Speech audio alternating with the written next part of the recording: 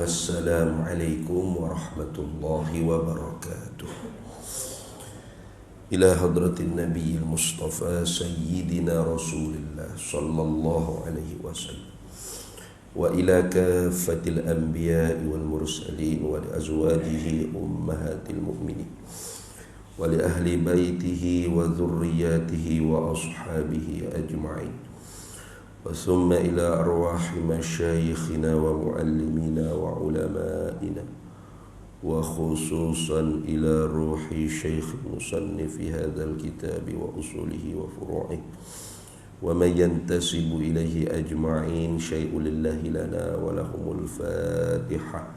أعوذ بالله من الشيطان الرجيم. بسم الله الرحمن الرحيم.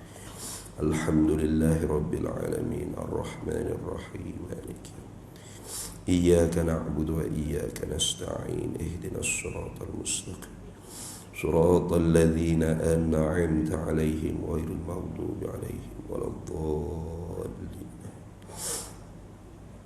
بسم الله الرحمن الرحيم. الحمد لله رب العالمين والصلاة والسلام على سيدنا وحبيبنا وشفيعنا وزخرنا ومولانا محمد وعلى آله وصحبه أجمعين. سبحانك لا علم لنا إلا ما علمتنا إنك أنت العليم الحكيم ولا حول ولا قوة إلا بالله العلي العظيم. اللهم افتح علينا فتوح العارفين بك بالحكمة وافتح علينا من لدنك علما كما فتحت على سيدنا محمد صلى الله عليه وسلم بحق طه سيد الكونين وجد الحسنين أبي البطول والقاسم. ربنا افتح بيننا وبين قومنا بالحق وأنت خير الفاتحين. رب اشرح لي صدري ويسر لي أمري واحلل عقدة من لساني يفقه قولي سدد لساني واهد قلبي بحق جدنا سيدنا رسول الله صلى الله عليه وعلى آله وصحبه وسلم. رب يسر ولا تعسر وتمم بالخير يا كريم. أما بعد. فقال شيخ المؤلف رحمه الله تعالى ونفعنا الله به وبعلومه في الدار. يزعمون أنهم قائمون بالأمر بالمعروف والنهي عن المنكر حاضون الناس على اتباع الشرع واجتناب البدع wallahu yashhadu innahum lakadzibun. Alhamdulillah para hadirin sekalian, kita sambung lagi muzakarah kitab Risalah Ahlus Sunnah wal Jamaah karangan bagi Hadratus Syekh Kiai Haji Muhammad Hashim Asy'ari, muassis Jam'iyah Nahdlatul Ulama di Indonesia. Kita masih lagi di dalam perbahasan tentang satu kelompok yang dikatakan mengikut pendapat Syekh Muhammad bin Abdul Wahab dan Syekh Muhammad Abdul dan Syekh Rashid Ridha. Kata laginya Syekh Bakhit Mut'i. Ini Kiai Hashim Asy'ari masih menakal, masih memindah ambil perkataan Syekh Muhammad Bakhit Mut'i, seorang mufti mazhab Hanafi di Mesir, di kerajaan Mesir dulu. Apa kata dia? Sambung lagi. Yaz'amuna annahum, menyangka mereka itu kelompok yang digelarkan dengan kelompok Al-Wahhabiyah itu. Mereka menyangka annahum, bahawasanya mereka itu qaimuna bil amri bil ma'rufi. Mereka tu sedang menegakkan, mendirikan dengan perintah, dengan perkara yang ma'ruf. Jadi mereka rasa mereka berbuat perkara yang disuruh oleh Allah. Mana? Wal takum minkum ummatun yad'una ilal khair wa ya'muruna bil ma'ruf wa yanhauna 'anil munkar. Nah, Al-Quran kata gitu. Wal takum minkum ummatun yad'una ilal khair. Hendak adalah di kalangan kamu tu satu umat yang menyeru, mengajak manusia kepada kebaikan.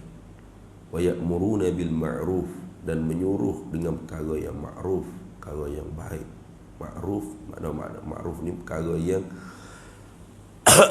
diketahui perkara tersebut tu diperintah oleh Allah Ta'ala. Itu makna ma'ruf. Wa yanhauna 'anil munkar, dan cegah daripada perkara yang munkar. Wa yanhauna 'anil munkar. An tu dia panggil an lil matruk. Tegah supaya tinggal, atau anil matruk, tinggal berbuat perkara yang munkar. Munkar ni artinya ma haruma bi ijma', dia panggil. Perkara yang diharamkan dengan ijma' ulama. Itu dia panggil perkara munkar. Nah, jadi puak-puak yang digelarkan dengan Wahabiyah ni, ataupun puak-puak yang merasa mereka lebih mengikuti sunnah Nabi berbanding dengan ulama-ulama. Nah, mereka lebih menyunnahnya. Mereka tu menyangka diri mereka tu menegakkan perintah dengan perkara yang ma'ruf. Wan nahyi 'anil munkar, dan mereka tu menyangka diri mereka ni nak menegakkan perintah Allah Ta'ala supaya tegah orang daripada buat perkara munkar. Jangan buat perkara munkar. Maknanya mereka ni perasan diri mereka ni sedang berjihad di jalan Allah. Tu. Sebab tu mereka kadang-kadangnya nak jadi macam Tuhan.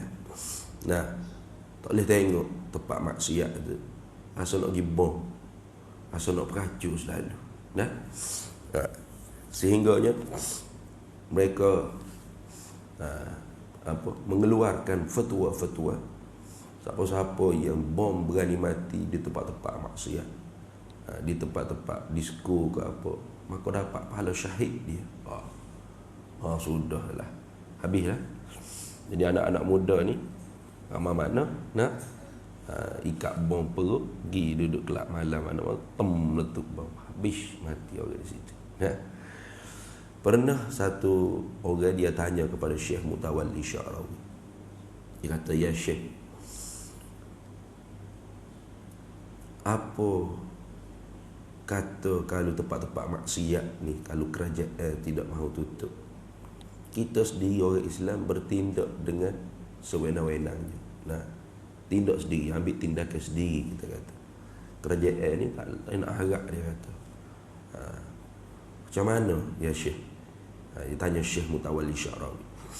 Dah kerajaan tidak indah kalau orang panggil permintaan kita supaya tutup tempat-tempat maksiat. Apa kata kalau kita buat tindakan sendiri? Mana? Kita geletup bom tempat orang duduk minum arak, tempat orang duduk bersosial, laki puan duduk zina ke apa, tempat pelacuran, kita pergi bom. Apa pendapat Syekh? Lalu Syekh Mutawalli Sya'rawi tanya, jadi apabila mau bom orang-orang yang buat maksiat tadi tu, tak? Mereka ni apabila buat maksiat dalam keadaan mati tak sempat nak taubat. Nah, kalaulah kita kata Allah Ta'ala tidak ampun dosa mereka, maka mana tempat kesudahan? Neraka, Syekh? Neraka? Apa lah? Berarti cita-citamu dengan cita-cita syaitan tu sama. Apa? Yakni nak supaya umat manusia ni dihumbat oleh Allah Ta'ala masuk dalam neraka. Nah, syaitan kan cita-cita dia gitu. Nah, wa qala rabbi izzatika la ughwiyannahum ajma'in. Syaitan bersumpah dengan Tuhan, demi keagungan engkau wahai Allah, la ughwiyannahum ajma'in, pasti aku akan menyesatkan semua anak cucu cicit Adam. Artinya nak supaya mereka ni la amla'anna jahannama minal jinnati wan nasi ajma'in. Nak supaya puak ni masuk neraka semua habis licin. Jadi orang yang bercita-cita nak umat manusia ni mati dalam keadaan masuk neraka, dia dengan syaitan tu tak ada beza dari segi cita-cita. Nah, kalau Nabi Muhammad sallallahu alaihi wasallam, cita-cita Nabi Muhammad SAW ni nak supaya umat ni semua masuk syurga. Nah, kalau kita baca hadis pada mahsyar tu bagaimana Nabi SAW lepas sujud bawah arash, pergi dekat mizan, pergi dekat sirat, pergi dekat apa nama ni, haud kausar, lepas tu pergi tengok kawah neraka, pergi sujud pula bawah arash, minta pula dengan Tuhan. Duk sujud bawah arash mana? Minta Tuhan keluarkan manusia daripada neraka. Itu orang panggil cita-cita Nabi sallallahu alaihi wasallam. Nak supaya manusia tu kalau boleh masuk syurga semua. Nah, tiba-tiba kita dah tu geram kata ni, bunuh biar masuk neraka. Kalau gitu kita dengan syaitan tu sama je. Sama pada cita-cita. Nak supaya manusia masuk dengan neraka. Tu. Dah tak dengar sangat ustaz. Dah duk buat maksiat, duk sembah selain pada Allah. Itu bukan tugas kita untuk ikrah, memaksa manusia pada agama. La ikraha fid din, qad tabayyana ar-rusydu minal ghad. Tidak ada paksaan di dalam agama. Kerana nyata perkara yang sebenar, perkara yang batil itu jelas, nyata. Maka sebab tu kita tak boleh bertindak nak lebih pada Tuhan tu tak boleh. Mana nak lebih pada Tuhan?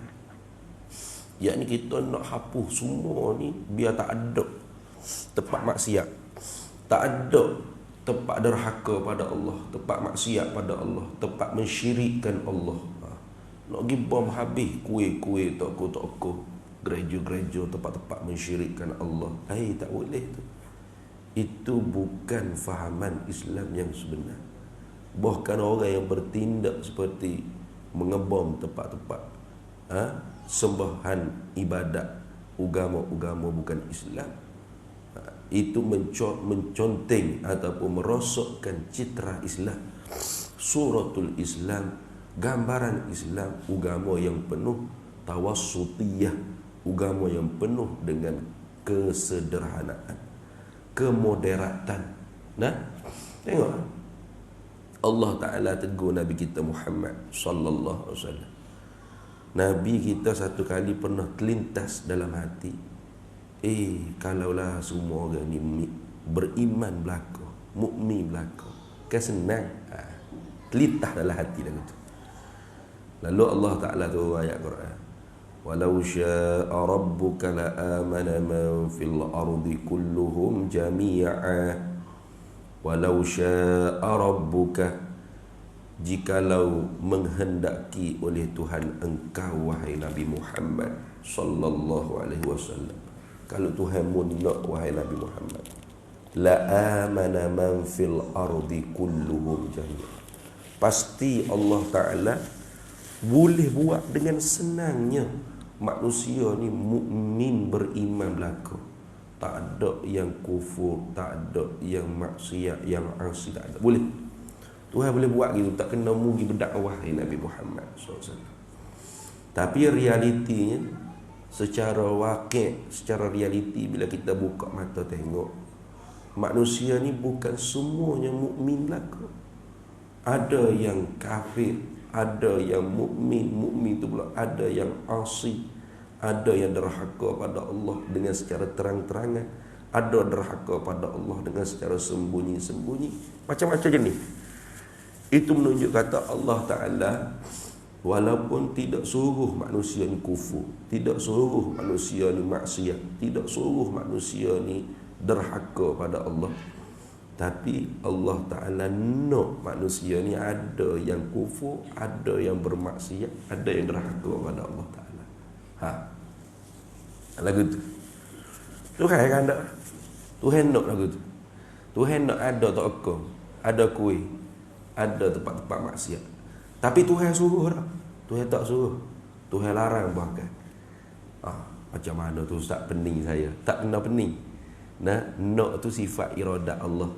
Suruh tu salah satu daripada takluk kalam Allah. Suruh, kalam amar. Tegah, kalam nahi dia panggil. Jadi sifat kalam dengan sifat iradat, dia bukan benda yang sama. Lain-lain.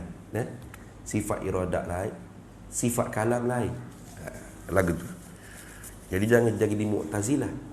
Mu'tazilah, setiap apa yang Tuhan suruh, itulah yang Tuhan nak. Dia buat talazum, dia panggil. Satu kemestian, satu kewajipan. Jadi bila Tuhan suruh masuk Islam, Tuhan suruh beriman, memang Tuhan nak lagu tu. Lepas tu kalau hak kufur, hak tak masuk Islam, hak maksiat, itu bukan Allah nak dan bukan Allah Ta'ala yang buat. Lepas tu makhluk tu sendiri buat. Makhluk tu sendiri yang nak. Tuhan tak tanggungjawab. Tuhan tak buat gapo pun. Berarti selain daripada Allah ni ada kudrat iradat yang sama seperti Allah pada pihak menentu dan menjadi. Teruk tu. Kita dalam ahli sunnah wal jamaah tak ada. Kita manusia ni kita diberi kudrat iradat sebatas ikhtiar usaha. Ikhtiar mana iradat kita ikhtiar, pilih. Betul tak? Milih. Begitu duduk pilihan raya itulah. Milihlah tu. Milih dia panggil. Hak ni pilih hak ni jadi Perdana Menteri, hak ni pilih hak ni. Bukan kita menentu, kita tak boleh menentu. Kawan-kawan bapa, hak jadi Perdana Menteri bukan hak kita pilih. Tu nak ayat kata bukan iradat kita menentu. Iradat Tuhan menentu. Iradat kita hanya memilih. Bila kita pilih nak mari surga malam ni, berarti kita tahulah pilihan kita pada saat tadi ialah ketentuan Allah pada azali. Gitu dah. Tuhan tentu kita milih nak mari surga. Dan Tuhan menjadikan perbuatan kita boleh mari surga tu lulu. Kudrat kita hanya usaha saja. Kita jadi dibalas dengan pahala dengan dosa kerana usaha kasar, usaha yang baik, iktisab, usaha yang jahat. Bukan kita yang mengadakan perbuatan. Allahu khalaqakum wa ma ta'malun. Wallahu khalaqakum wa ma ta'malun. Allah yang menjadikan kamu, hai manusia, dan wa ma ta'malun, dan apa yang kamu buat. Apa yang kamu buat tu aku yang menjadi. Mu buat tu sebagai ikhtiar, usaha saja. Usaha saja. Sebab tu kita kata saya mengajar, saya mengaji, saya berdengar, saya semaya, saya puasa, saya semaya, saya mengajar ni, saya usaha. Bukan saya yang menciptakan perbuatan tersebut. Kalau tanpa kudratillah, maka kita tak mungkin boleh memperbuat apa-apa perbuatan, hatta mengangkat kelompok mata yang ada rengai di tubuh kita ni. Tak boleh. Tak mampu.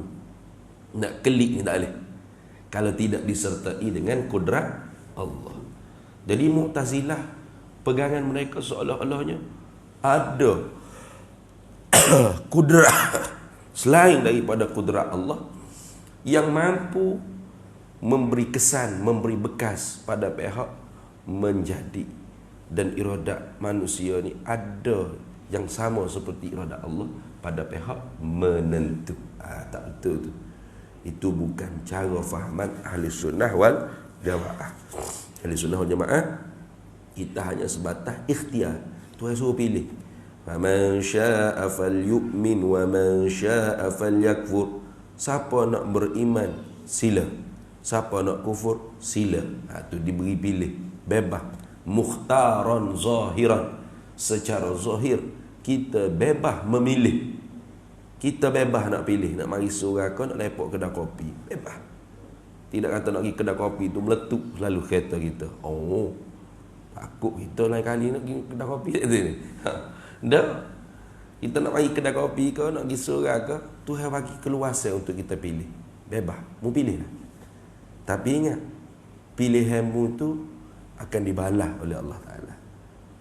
Pilih baik, balas baik. Pilih jahat, balas jahat. Tapi bila kita pilih sesuatu, maka kita kena tahu dan kita kena faham, i'tiqad dalam hati kita, apa yang kita pilih ni ialah apa yang Allah Ta'ala tentu sedia kala lagi. Maka apabila dia tentu, dia buat apa yang dia tentu. Dia tak buat apa yang dia tak tentu. Itu lagu tu. Habis situ. Jadi fahaman ni dia tidak ahli sunnah wal jamaah. Sebab tu dia jadi ekstrim. Dia jadi ekstrim. Tu dia anggap dialah yang paling betul dengan Islamnya. Mereka lah paling islamiknya. Mereka lah paling sunnahnya. Mereka lah yang paling mengikut Nabi SAW-nya. Seolah-olahnya kelompok lain, umat Islam yang tak ikut mereka ni tidak menyunnah, mengerjakan khurafat dan bid'ah dan sebagainya. Maka mereka menyangka mereka ni sedang menunaikan perintah dengan perkara yang ma'ruf, cegah manusia daripada meninggalkan perkara yang mungkar. Lagi haddunan nasa. Mereka ni, kelompok saat ni firqah ni katanya Syekh Bakhit Muta'i, haddunan nasa, mereka ni memaksakan akan manusia ala tiba'i syar'i, di atas mengikutkan hukum syariat. Paksa manusia supaya ikut syariat, tatbiqus syariat, sehingga dijadikan slogan-slogan tersebut untuk meraih kekuasaan. Sampai tahap tu ada. Tatbiqus syariat, tutabbiqus syariat. Mari kita laksanakan syariat dengan secara sempurna, menyeluruh. Maka apabila kerajaan yang sedang memimpin sekarang di negara tersebut tidak mampu untuk melaksanakan syariat secara menyeluruh, maka dengan hebatnya mereka akan mengatakan ini negara taghut, ini negara kafir. Contoh ni tak ada terlibat ke mana-mana ni dah. Contoh. Itu dah. Padahal bukan begitu cara tu tatbiqus syariat, bukan begitu cara nak melaksanakan syariat. Cuba kita tengok zaman Nabi SAW pernah syariat seumpama hukum hudud itu diberhentikan perlaksanaannya. Seorang sahabat Nabi kalau tak silap ambo namanya Ma'iz, kalau tak silap Ma'iz pernah ikrar di hadapan Nabi SAW, mengaku di hadapan Nabi, zanaitu ya Rasulullah, aku berzina wahai Rasulullah. Ngaku depan Nabi, aku berzina wahai Rasulullah. Rasulullah kata, takut awak mengigau ko, hei Ma'iz. Dah, demi Allah, wallahi zanaitu ya Rasulullah, demi Allah aku berzina ya Rasulullah. Jadi bila 4 kali dah ikrar, ni 4 kali ikrar ni tanpa ada 4 orang saksi, boleh dah nak dihukum dengan hukum hudud, hukum. Tapi Rasulullah tak hukum lagi. Rasulullah bawa Ma'iz ni dijumpa dengan orang kampung dia. Tanya orang kampung Ma'iz, ya ahlal qura, hal Ma'iz majnun? Hei penduduk kampung, adakah Ma'iz ni orang gila? Katanya penduduk kampungnya, dak ya Rasulullah, huwa aqil minna, dialah hak paling cerdik di kampung kami. Sudah. Rasulullah tu usaha tak nak orang panggil melaksanakan hukum hak kepada sahabat tadi. Maka apabila dah cukup 4 ikrar, orang kampung pun kata Ma'iz ni tidak gila. Maka penyaksian Ma'iz 4 kali ikrar kata dia berzina tu diambil, diterima. Maka digali lubang, diletak Sayyidina Ma'iz dalam tu untuk dihukum rejam sampai mati. Maka apabila batu mula-mula lepuk kena atas kepala Ma'iz berdarah, Ma'iz pun angkat tangan surrender, ya Rasulullah, Tak jadi ya Rasulullah, tak berzina ya Rasulullah. Tarik balik ya Rasulullah, puk kena berdarah. Ya Rasulullah, apa tak berzina ya Rasulullah. Sahabat-sahabat pegang. Tak suruh dia naik daripada lubang tu dah. Tak suruh kejar sampai mati. Rasul kata, tinggal, tinggal. Biar. Oh ni bagus. Ini bagus. Oh tu. Itu gambaran syariat penuh dengan rahmat. Di zaman Khulafa' ar-Rasyidin, contoh seperti zaman Sayyidina Umar bin Al-Khattab radhiyallahu anhu. Apabila apa dia panggil ni? Dia panggil apa ni? Musim kemarau. Musim kemarau. Berarti susah orang nak minum bila air susah, panas, kemarau. Susah nak berniaga pun susah, apa pun susah, ekonomi pun jatuh. Maka ketika tu diberhentikan orang panggil pelaksanaan hukum had. Karena itulah difahamkan daripada perbuatan Nabi sallallahu alaihi wasallam, perbuatan Khulafa' ar-Rasyidin, alim ulama kita keluar satu kaedah darul hudud. Darul hudud bisyubhat atau al-hudud tasqutu bisyubhat atau tusqatu bisyubhat. Berhenti pelaksanaan hudud dengan sebab adanya syubhat, kesamaran. Begitu juga dihentikan orang panggil gugur pelaksanaan hudud dengan sebab adanya kesamaran. Tu jadi kalau kita ikhlas tutabbiqu syariah, nak laksanakan syariat, kita duduk dengan pemimpin, kita fikir, kita bincang, kita tengok, kok sudut mana, bagaimana, bolehkah kita nak, tu maksud gitu. Bukan kita turun ke jalan-jalan, kita bawa orang panggil slogan-slogan kita, kita memburuk-buruk ke orang panggil negara kita sendiri. Ini dia panggil menggunakan agama untuk menghancurkan negara. Salah tu. Ulama dulu, Nabi bahkan menggunakan negara untuk menguatkan agama. Satu. Dan menggunakan agama untuk menguatkan negara. Dua. Saling kuat menguat. Sebab orang mukmin ni, walaupun dia orang rakyat biasa, tidak semestinya dia khalifah atau raja, presiden yang di-Pertua Agong, tapi tanggungjawabnya sama. Mana? Himayatuddin wad daulah, menjaga agama dan menjaga negara. Gitu. Bukan jaga agama saja. Kalau tanpa negara, bagaimana kita nak bina surau ni? Nak kuliah maghrib seperti ni, nak buat masjid sebesar tu, nak ada majlis agama, jabatan mufti dan sebagainya, tanpa ada negara. Sebab tu kena jaga negara.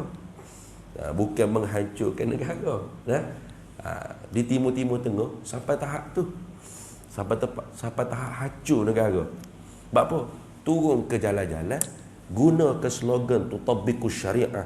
Mari, ayo kita laksanakan hudud syariat dengan secara syumul, dengan secara sempurna. Negara kita belum Islam, negara kafir, negara harbi. Teruk tu. Padahalnya tidak ada tu dalam fatwa-fatwa ulama. Hatta negara Islam tu nak dikatakan negara tu negara Islam, cukup ada ketandaan Islam, boleh dikatakan negara Islam. Boleh. Mana ustaz? Buka dalam kitab Tuhfatul Muhtaj, Nihayatul Muhtaj, Mughnil Muhtaj. Bagaimana Syekh Khatib Syarbini, Imam Ramli, Ibnu Hajar sebut definisi daulah Islamiyah tu bagaimana? Sungguh mudah lah. Hatta negara tu pernah melaksanakan hukum Islam dengan secara sempurna. Kemudian datang orang bukan Islam, kafir, mari menjajah. Mari menjajah, menghancurkan negara orang Islam. Kemudian diperintahkan negara tu. Ditanya, adakah tercabut negara tu negara Islam namanya? Tidak tercabut sampai bila-bila. Tetap nama tu nama negara Islam. Kalau tak puas hati boleh kita tengok dalam kitab Tuhfatul Muhtaj, Mughnil Muhtaj, Nihayatul Muhtaj. Jadi bukan semata-mata orang panggil nama, tidak. Jadi Islam ni, kalau kita nak faham konteks dia, bagaimana Nabi SAW di zaman Nabi, contoh kita kata contoh dah, zaman Nabi ni sistem perhambaan masih ada, betul tak? Sistem perhambaan. Sebab tu sampai kela ni pun, kalau kita mengaji kitab fiqh, pasti akan masuk membahas tentang hamba. Nah, sebab apa? Sebab zaman Nabi dulu ada sistem perhambaan. Baik, nak tanya, sekarang ni ada tak sistem perhambaan? Ada tak? Tak ada. Tak ada. Siapa yang isytihar, hancur dah, hilang dah sistem perhambaan tu? Bukan Islam, orang bukan Islam. Tapi ulama-ulama Islam boleh setuju, terima, tak ada sistem perhambaan. Sebab apa? Sebab inilah hasrat Nabi sebenarnya. Cuba tengok dalam hadis-hadis Nabi. Nabi beri tawaran banyak mana? Kelebihan, fadilat orang yang memerdekakan hamba. Nah, Nabi sendiri banyak mana hamba-hamba yang Nabi merdeka. Sebab tu ada sahabat nama dia sikit-sikit Maula Rasulillah. Maula tu makna bekas hamba bagi Nabi. Nabi yang merdekakan. Maula Rasulillah sallallahu alaihi wasallam. Tu nampak. Jadi kalulah contoh kita Ibrahim Lincoln lah, bukan orang Islam. Abraham Lincoln yang buat pengumuman. Mulai sekarang kita hapus sistem perhambaan. Maka adakah kerana mari sistem tu daripada orang kafir nak hapus? Kita orang Islam tu, jangan, tak boleh hapus. Kita mesti menghambakan manusia. Sebab kami mengaji dalam kitab fiqh yang ada hamba. Tidak gitu. Tidak gitu. Ada sistem perbahasan hukum hakam hamba dalam kitab fiqh tu, kerana ada sistem perhambaan. Tapi Islam sendiri menggalakkan memerdekakan hamba. Gitu dah. Menggalakkan merdekakan hamba. Ya, hamba ni tak tahulah. Saat ni bagi tak dia rasa sihat sikit. Marilah petang ni sudah. Ketak hidung, sakit tekuk ke apa kan. Godok hari-hari duk pergi sendiri buat masjid pondok tu, kena hujan sikit sudah. Ketak hidung ke apa dah. Nak batal muka petang dah kata ni. Kalau tengah hari sikit boleh cari orang ganti. Tak apalah. Jadi contoh sekarang ni, kita sedang bernegara dengan negara bangsa dia panggil. Sebab tu ulama ahli sunnah wal jamaah seumpama Al-Azhar Asy-Syarif, mereka memperkenalkan orang panggil fiqh muwatanah dia panggil. Fiqh kenegaraan, fiqh tanah air dia panggil. Sebab kita bukan lagi pakai negara yang diasaskan dengan agama. Bukan. Kita diasaskan negara kita ni dengan kebangsaan dia panggil. Nation state dia ni, negara bangsa. Maka dalam suasana negara bangsa ni, apakah masih ada orang panggil istilah-istilah seperti kafir zimmi, kafir harbi? Ada lagi ke tak? Tu kita ulama kita ni, hatta mufti-mufti kita pun takut lagi nak buat perbahasan. Kalau Indonesia ini pengasas Nahdlatul Ulama ni, ulama-ulama Nahdlatul Ulama pada Musyawarah Alim Ulama Nasional 2019 yang lalu, mereka buat satu bahsul masail, perbahasan yang secara nasional negara dia. Adakah di Indonesia masih wujud panggilan istilah kafir harbi? Dibahas. Bahas, akhirnya keluar sudah tidak wujud. Terkejut weh. Macam mana tak wujud? Semua umat manusia yang berada dalam negara mereka ialah sama setaraf di mata undang-undang, sebab mereka warga negara. Lagi mereka mempunyai hak kenegaraan mereka. Gitu. Tak ada dah istilah zimmi, harbi, tak ada dah. Sebab apa? Sebab negara tu tidak diasaskan dengan negara agama, bukan. Agama saja, Islam, Kristian, Hindu, Buddha, Konghucu, Katolik, agama rasmi. Jadi keberanian ulama-ulama mereka tu untuk berbahas perkara tersebut sehingga mendatangkan kontroversi. Tetapi ulama Azhar iktiraf, Syekhul Azhar iktiraf bahawa dalam negara nation state sekarang ni memang yang diguna ialah hak kewarganegaraan, bukan hak keagamaan seseorang, bukan hak kewarganegaraan.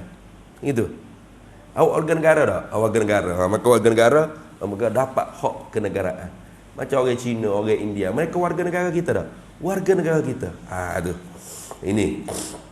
Tapi di Malaysia kita ni alim ulama kita belum berani lagi untuk buat muzakarah. Jadi kita harap jugalah mufti-mufti lah autoriti agama. Macam Indonesia tak ada autoriti agama. Mereka tak ada mufti, tak ada jabatan agama. Mereka agama bukan urusan negara, urusan NGO, ormas, urusan masyarakat peribadi. Kelebihan begitu, mereka punya berdikari sangat kuat. Semangat berdikari umat Islam sana sangat kuat. Sebab mereka tahu mereka tak ada hak keistimewaan apa-apa dalam negara. Mereka sama tara, setara. Islam, Kristian, Hindu setara saja. Maka mereka kena berjuang bersungguh-sungguh untuk monopoli dia panggil tadi. Macam kita pula lain.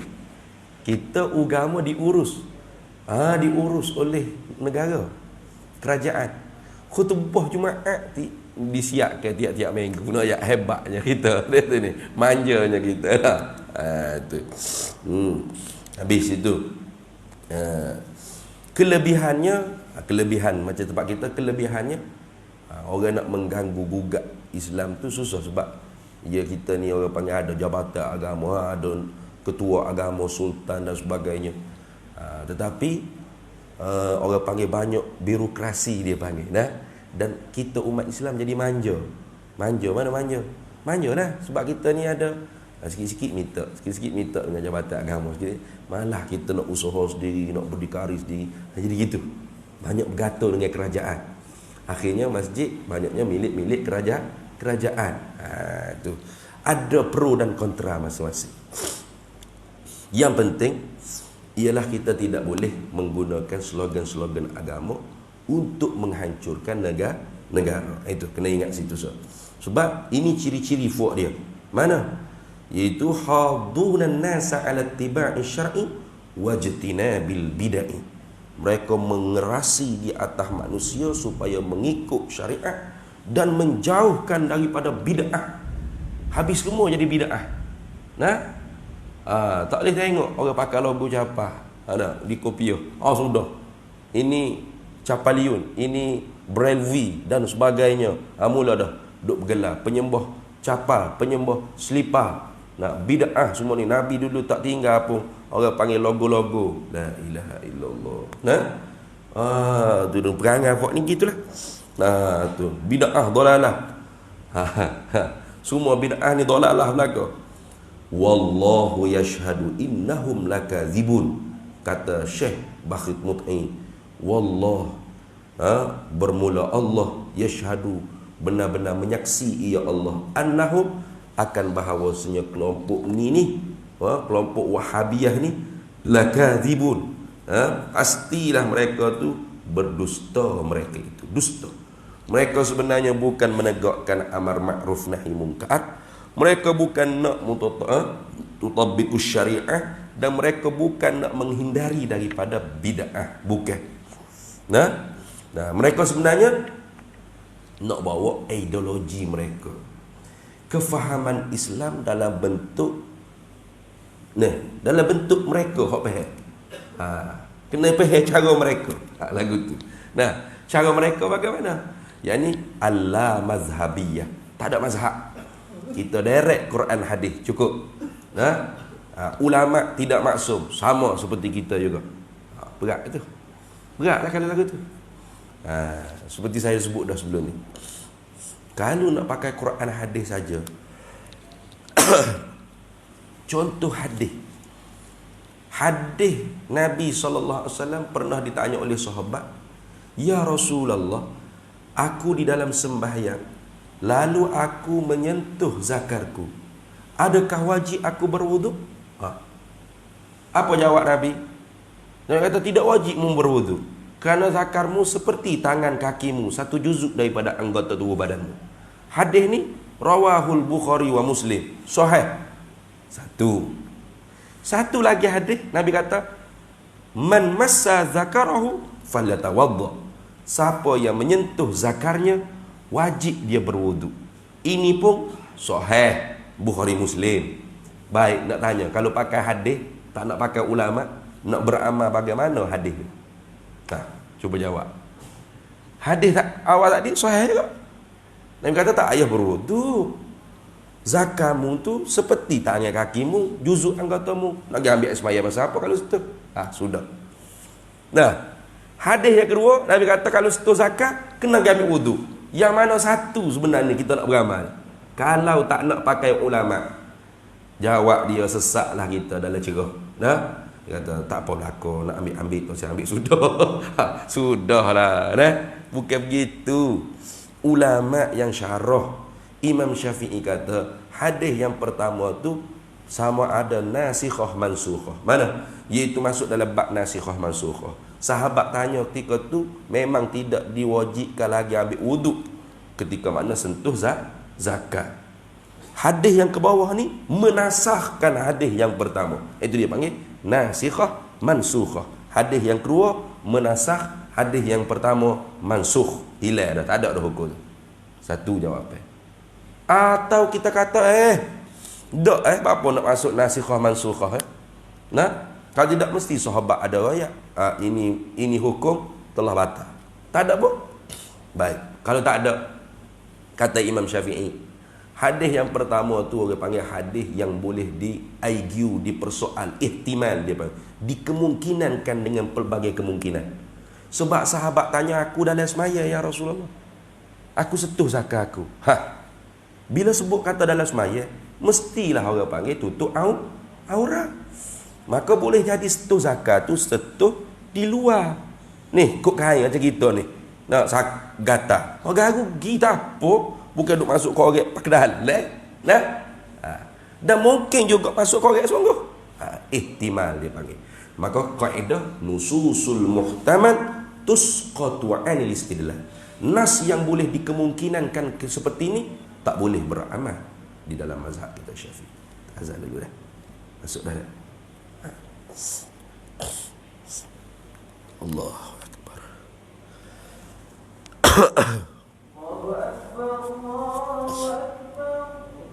Allahu Akbar. Allah.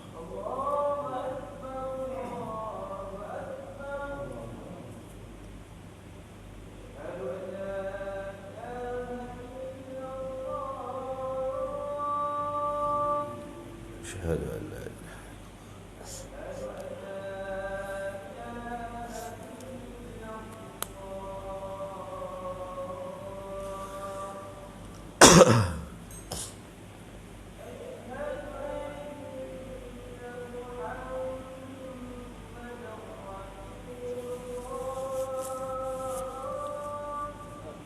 أشهد أن لا إله إلا الله.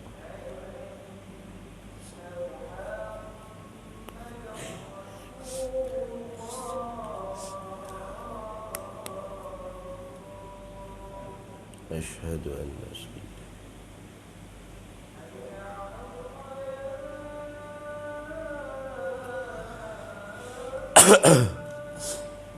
لا حول ولا قوة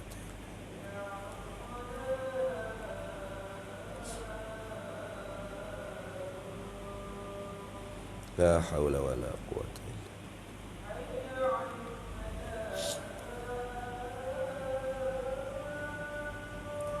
لا حول ولا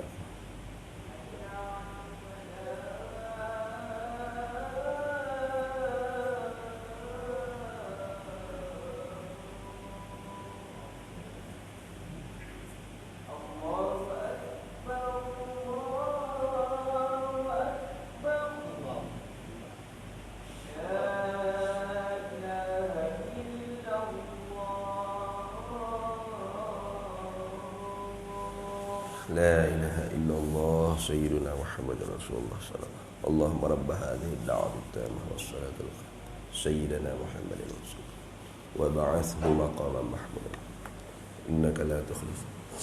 Kita berhabis sikit lagi, nah, sebab lama dah duk tajuk pasal Al-Wahabiyyu ni. Sikit lagi nak habis ni, nak masuk tajuk Syiah Rafidhiyah pula. Nah, kita sambung sikit lagi. Qala al-Qadhi Iyad, telah berkata oleh Qadhi Iyad fi Syifa, dalam kitab Syifa. Payah nak cepat pun. Jadi bila sebut Qadhi Iyad, jadi teringat kau cerita dia.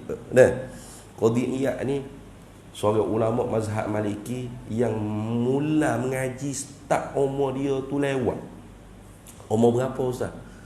Umur 85 tahun baru start mengaji.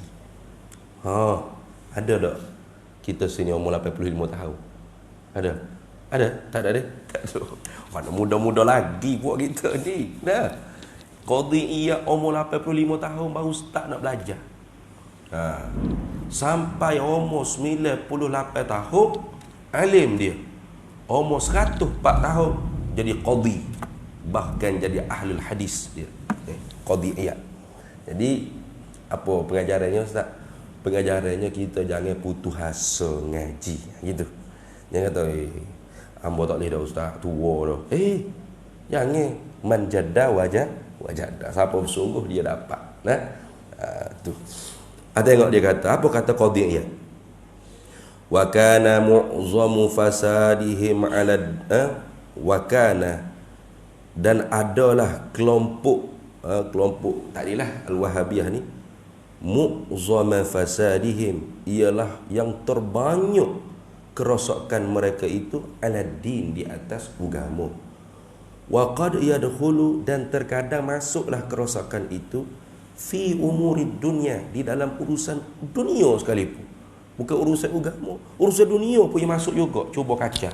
Nah, tu bima, dengan barang yulquna bainal muslimina, mencampak mereka itu di kalangan orang Islam, minal adawatid diniyati, daripada permusuhan yang dibangsa pada agama. Ya, sebenarnya benda tu urusan dunia. Urusan dunia ni Nabi kata, antum a'lamu bi umurid dunyakum, kamu lebih tahu dengan urusan dunia kamu. Nah, macam contoh sistem sistem kenegaraan sesebuah negara, itu urusan keduniaan. Kita nak monarki ke, kita nak republik ke, kita nak dipanggil mamlakah mutlaqah ke, mamlakah nizamiyah ke, demokratiyah barlimaniyah ke, apa ikutlah. Nah, tapi fuad ni ia akan mari ganggu. Kata mana ada zaman Nabi demokrasi? Sudah. Tak ada zaman Nabi. Nah, monarki ni Nabi tak ajar monarki. Sudah. Habis. Ini semua sistem bid'ah dalalah belaka. Nah, ayuh khilafah, ada kelompok ni. Dan Jabatan Agama Islam Negeri Selangor telah pun keluarkan fatwa sesat. Dia panggil kelompok Hizbut Tahrir. Biasa dengar tak? Hizbut Tahrir. Nah, Jaih keluar dah orang panggil Maiz. Buah Jabatan Mufti lah. Keluar fatwa kelompok ni sesat. Nah, sesat banyak sebab. Sesat ke mana Ustaz? Banyak sebab. Antara lainnya ialah mereka mengkafirkan semua orang Islam yang duduk di bawah sistem demokrasi. Mana-mana orang hok daftar masuk parti tu, ngundi pilihan raya, celup jari apa ni kan? Semuanya kafir belaka. Sebab apa? Sistem kafir. Tak ada zaman Nabi. Padahal itu urusan dunia. Masuk dalam antum a'lamu bi umurid dunyakum. Itu urusan dunia Ustaz. Iya, urusan dunia. Kereta, urusan dunia. Awak nak beli kereta kancil ke, kereta Mercedes ke, Myvi ke, nah, ikut awak lah. Yang penting awak beli tu cara yang betul dengan syariat. Nah, akad jual beli yang mematuhi syariat. Tidak ada gharar, tidak ada riba dan sebagainya. Cukup. So, kereta tu kereta daripada syarikat mana buat, itu syariat tak ambil ganggu. Suka hati awak lah nak kereta apa. Gitu. Tapi kelompok ni dah. Kereta ni ada zaman Nabi dah. Sudah. Syiah Itu ni. Kereta ni ada tak? Nabi guna tak kereta? Minyak petrol apa ni? Ada tak? Sudah. Padahal urusan tu urusan dunia. Sama lah juga.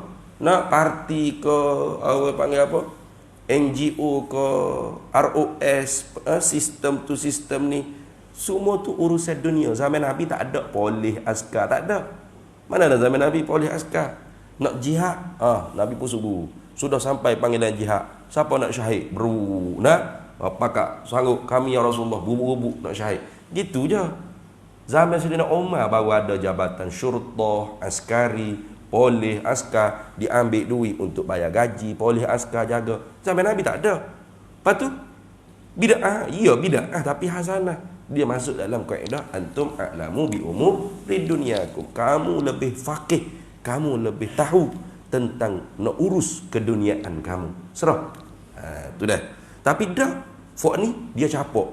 Urusan dunia pelpok dia masuk di atas orang Islam, balah pasal urusan akhirat ni. Balah urusan agama. Macam itulah. Nah, kita orang Islam ni kalau milih tak ada dah nak sebab benda haram, tak ada. Ada orang Makkah, orang ngundi. Sebab apa orang undi calon ni? Sebab dia janji kalau dia menang, dia nak buka kilang arak tepi rumah saya kalau pergi minum situ potong 50%. Nah, ada orang ngundi sebab tu? Memang tak ada. Wallahi tak ada. Mereka orang itu orang Islam hak jahat sungguh, benar? Jadi orang ngundi ni banyak sebab. Ada undi sebab dia janji nak bantu anak dia sekolah, nak buat masjid baru di kampung dia, nak bina sekolah baru di kampung dia, nak bagi beasiswa kepada pelajar-pelajar yang mengaji di sekolah di kawasan dia. Kalau dia menang contoh, maka kita pun pakai sebab tu. Harus dah, harus. Ada apa-apa. Tapi panggil ustaz, dia akan pergi peluluh kau tu. Itu bukan soal kita. Itu soal dia. Kita akan ditanya oleh Allah, kenapa awak undi calon ni? Kita kena jawab. Kerana ya Allah, dia janji saya nak buat masjid baru di kampung saya. Ada agak-agak Allah marah tak? Pasal apa pula dia nak awak undi dia sebab awak nak masjid baru? Gitu ke? Haram ke nak masjid baru? Nak surau baru? Nak bantuan untuk anak-anak kita masuk sekolah? Haram ke? Tak haram. Lepas. Tapi kalau Tuhan tanya kenapa awak undi ni? Saya undi dia kerana dia sudah pun berjanji kalau dia menang, dia akan buka disko tepi rumah saya. Kelak malam tu. Hak tu haram sungguh. Kalau Tuhan tak ampun, masuk neraka. Masuk dalam janji seksa. Bukan masuk neraka tu. Jangan neraka, jangan. Bukan neraka milik mutlak kita. Jangan buat gitu, jangan. Itu ingat tu. Jadi tu urusan dunia. Tapi mereka ni yalquna bainal muslimina min adawatid diniyah allati tasra lid dunyahu. Mereka capokkan perbalahan di kalangan Islam sebagai perbalahan hak bahasa agama. Padahal bukan balah bahasa agama. Naik siapa pun raja tetap ulil amri mutlak kita. Islam tetap agama persekutuan kita. Gitu kan? Orang Melayu tetaplah orang panggil ada hak keistimewaan dia dengan bumi putera. Tak boleh nak ganggu gugat dah perlembagaan tu. Itu urusan dunia. Tapi dicapok orang tu bainal muslimin min adawatid diniyah, daripada perbalahan bangsa agama allati tasra li dunyahu, yang membawa kepada hancur dunia mereka. Tengok macam Iraq sekarang ni, penduduk Iraq barulah Saddam Hussein Asadullah. Saddam Hussein bukan juru pun. Kalau ingat balik-balik Saddam Hussein kan, orang Samsim ke? Betul tak? Bukan warok. Tapi ini kelemahan umat Islam apabila tidak memahami, orang panggil keamanan negara tu lebih nombor satu berbanding kehendak-kehendak peribadi, sehingga mereka sanggup terima Amerika untuk mari ni serang negara sendiri. Mati presiden dia kena gatal. Betul tak? Jadi apa? Iraq aman, maju, makmur, hebat, boleh tatbikus syariah 1%. Siapa kala tak selesai. Muammar Gaddafi tu. Cuba tengok kebajikan gapo dia tak buat kat rakyat dia. Kalau kita Malaysia, kalau Tapi mati kena kata ke rakyat juga. Adakah selepas rakyat kata dia tu rakyat akan jadi kaya, negara jadi makmur, boleh melaksanakan hukum Allah dengan secara nak semaya pun takut dah. Masjid hancur. Siapa kelah tak selesai Libya. Iya, nak cai. Tu jaga-jaga kat sini. Pengajaran di tempat-tempat orang untuk kita jaga tempat kita. Tu. Ni hak dia sebut ni betul semua. Padahal kitab ni lama dah. Tapi orang tak baca, orang tak fikir. Maka berlakulah benda-benda gitu di negara-negara tu. Nah, tengok. Qala al-allamatu Mulla Ali Al-Qari fi syarhihi. Telah berkata oleh orang yang bersangatan Ali, Mulla Ali Al-Qari fi syarhihi, di dalam syarahnya, syarah bagi Asy-Syifa. Mulla Ali Qari dia ada buat syarah bagi kitab Asy-Syifa karangan Qadhi Iyad. Dia kata apa? Wa qad harramallahu ta'ala al-khamr wal maisir. Dan sesungguhnya Allah telah mengharamkan akan arak dan judi itu kerana apa? Lihazal illah, kerana alasan adawah, permusuhan tadi. Sebab apa Tuhan haramkan khamar? Sebab tu musuh nanti. Nah, berbalah. Gitu ke? Cuba tengok orang mabuk, berlanggar, bergocoh, orang main judi, apa akhirnya? Balah, adawah. Jadi kerana itulah Tuhan haramkan. Kama qala Allah Ta'ala, innama yuridu syaitanu an yuqi'a bainakum bainakumul adata wal baghdha'a fil khamri wal maisir. Hanya sahaja menghendakilah oleh syaitan an yuqi'a bainakum, oleh bahawa memperlakukan di kalangan kamu wahai orang Islam, al-adawata wal baghdha, akan permusuhan dan kebencian. Mana? Fil khamri wal maisir, pada arak dan pada judi. Jadi daripada arak dan judi itu akan timbulnya orang panggil permusuhan, perseteruan, perbalahan, perkara-perkara fasad yang lebih teruk lagi. Maka kerana itu Allah Ta'ala mengharamkan arak. Maka samalah juga kelompok-kelompok yang boleh membawakan umat Islam bala, mula duk baca Yasin molek-molek, duk tahlil arwah molek-molek, lari Yasin pun bid'ah, tahlil arwah pun bid'ah, talqin pun bid'ah, ziarah kubur pun bid'ah. Dia duk bala semua dalam masyarakat. Kelompok ni supaya syaitan apa? Ayyuqi'a bainakumul adata wal baghdha. Dia nak menjatuhkan di kalangan kita ni akan permusuhan dan kebencian. Nak bala. Nah, you tengok jauh lagi. Haji pakai lambai capa. Keling gini lah. Ni mesti puak-puak ahli syirik. Sudah. Yang mana tu? Kita tak ada lagu tu. Hatta orang tak pakai piyah pun kita tak ada masalah. Orang pakai piyah pun tak ada masalah. Kita kasih semua manusia. Tu. Habis itu dah. Kemudian kita akan masuk tajuk baru pula.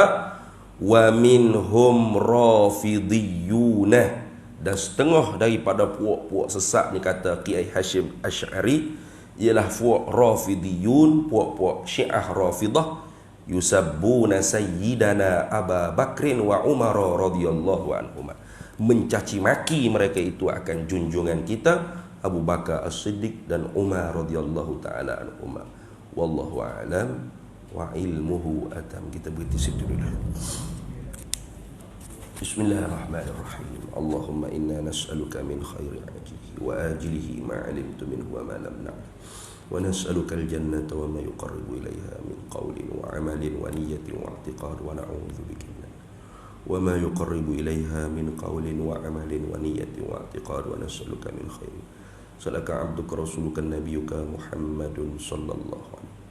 Allahumma faqihna ilma syari'ati wal ma'rifati wat tariqati wal haqiqah wasta'malna biha bihaqqi sayyidina Muhammadin sallallahu alaihi wasallam. Rabbi fanfa'na bi barakatihim wahdina al-husna bi hurmatihim wa amitna fi tariqatihim wa mu'afatihim min al-fitan. Wa sallallahu sallam ala sayyidina Muhammad wa ala alihi wa sahbihi wasallam. Walhamdulillahi rabbil alamin. Para hadirin, ibu-ibu, ayah-ayah, perkembangan pembinaan masjid pondok kita